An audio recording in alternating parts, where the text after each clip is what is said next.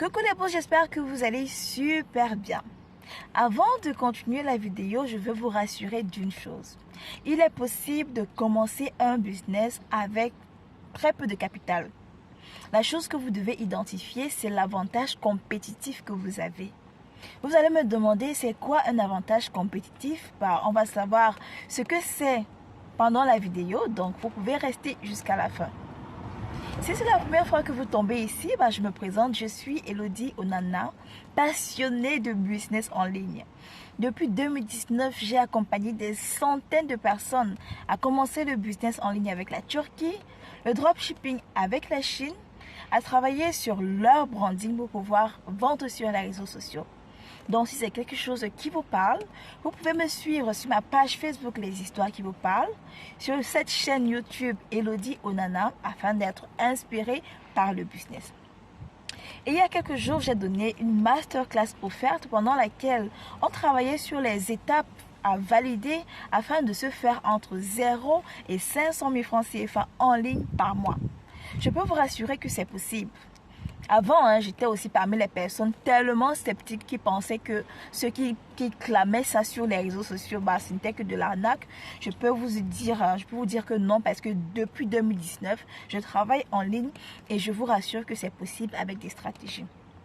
Même si vous n'avez pas grand capital, le plus important, c'est d'identifier qu'est-ce que vous pouvez faire, qu'est-ce que vous avez et comment est-ce que vous pouvez vendre ce que vous avez. Donc, je vais vous donner 3 orientations sur lesquelles vous pouvez vous aussi travailler et structurer quelque chose que vous pouvez monétiser. Première des choses, vous pouvez être apporteur d'affaires.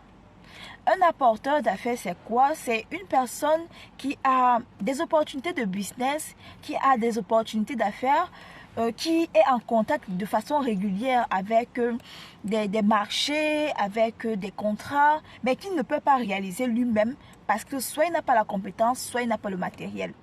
Alors, l'apporteur d'affaires va mettre en liaison une personne qui, elle, a la compétence à l'autre personne qui, elle, propose le marché.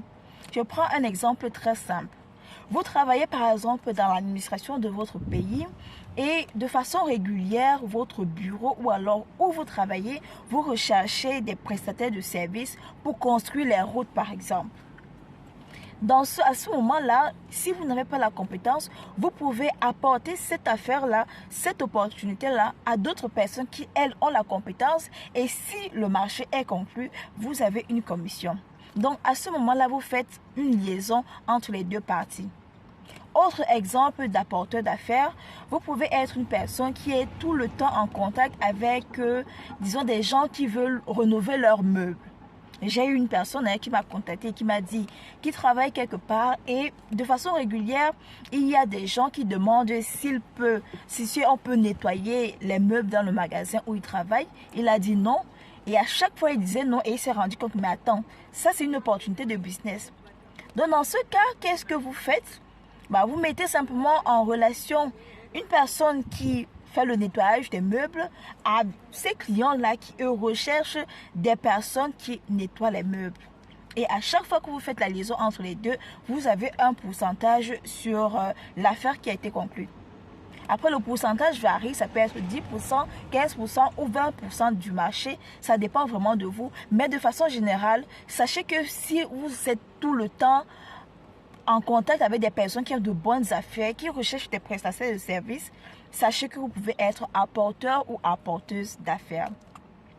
Deuxième chose que vous pouvez faire, identifier l'avantage compétitif que vous avez dans la ville, dans le pays, dans le village même où vous vivez. Je prends un exemple simple. Pendant la masterclass, il y avait une dame du Sénégal qui était présente et tout. Et on sait qu'au Sénégal, on vend des vêtements afritudes. On sait qu'ils ont des tissus riches, qu'ils ont des bazins, qu'ils ont beaucoup de choses en fait qui sont dans le thème afritude et tout.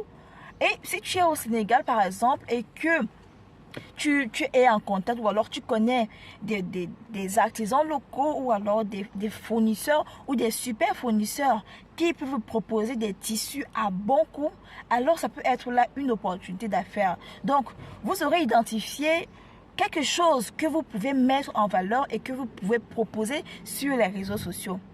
Je prends aussi l'exemple d'une autre dame qui disait vivre à Bafoussam et que à Bafoussam, par exemple, les pommes sont moins chères.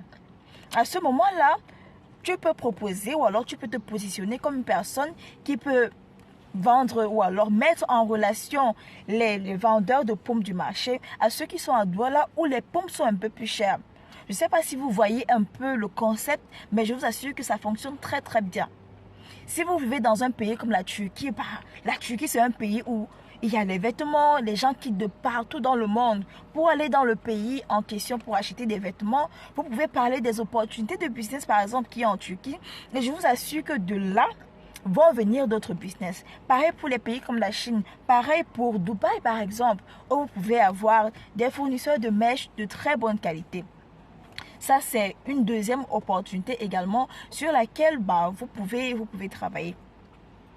L'autre chose également que vous pouvez faire, si c'est que vous n'avez pas un très gros capital, c'est être prestataire de service. Et moi, j'ai commencé par ça et je vous assure que je n'avais pas vraiment investi grand-chose, mais parce que j'avais proposé de monétiser ou alors de structurer un service que je devais facturer, c'est comme ça que j'ai fait mon premier million. J'avais déjà fait une vidéo où j'expliquais comment j'ai eu mon premier million grâce à un service que je proposais. Et le service était simple. J'étais partie à Dubaï pour la première fois et j'avais proposé en fait aux personnes de faire leurs courses contre 10% de commission par rapport à la somme déposée. Il y a des personnes qui me déposaient 500 000, d'autres qui me déposaient 200 000, d'autres qui me déposaient 700 000. Et sans que je ne m'en rende compte, je vous assure que j'ai eu 1 million comme ça. Après, le désavantage avec ce type de business-là, spécifiquement celui d'aller faire les courses pour les personnes, c'est que c'est très demandant, il y a beaucoup de pression, les clients vont te demander X, Y, et après il faut suivre, s'assurer que tout le monde reçoive sa marchandise. Ça peut être très stressant, mais ça vaut le coup et ça permet aussi de découvrir plusieurs fournisseurs, d'avoir un portefeuille vraiment rempli. Donc, vous pouvez aussi faire ce type de business dans plusieurs domaines. Vous pouvez faire la prestation de services, par exemple, qu'est-ce que je vais dire, de mettre en relation, par exemple, des nounous. Vous allez, à votre niveau, lister les nounous que vous pouvez trouver, que vous pouvez former. Et lorsque vous les avez listés, vous proposez une plateforme où il est possible d'avoir des nounous. Je parle de façon régulière en fait de ces nounous-là parce que c'est un business que j'avais fait. C'est un business dans lequel il y a plus de demandes en fait que d'offres. Et ça demande beaucoup de soins en tout cas. Je n'étais pas sur place. La plupart des clients venaient du Cameroun et moi je suis à l'étranger. Donc ce n'était vraiment pas facile de suivre tout ça, mais c'est une bonne opportunité. Nous sommes parvenus à la fin de la vidéo. J'espère qu'elle vous aura inspiré, j'espère qu'elle vous aura motivé, j'espère qu'elle vous aura donné une idée de business à commencer avec un petit budget. Pour ma part, ça a été un plaisir de partager avec vous mon expérience. Si vous avez des questions, n'hésitez pas à m'écrire sur ma page Facebook Les Histoires qui vous parlent et peut-être je vais vous donner une astuce qui va vous permettre d'exploser dans le business. Continuez de me suivre et surtout, inscrivez-vous à la Business Class qui aura lieu le 27 août à Douala sur le thème l'entrepreneuriat digital à la portée de tous. Vous pourrez participer en ligne ou en présentiel, tout dépend de vous. Merci de m'avoir écouté. Ciao!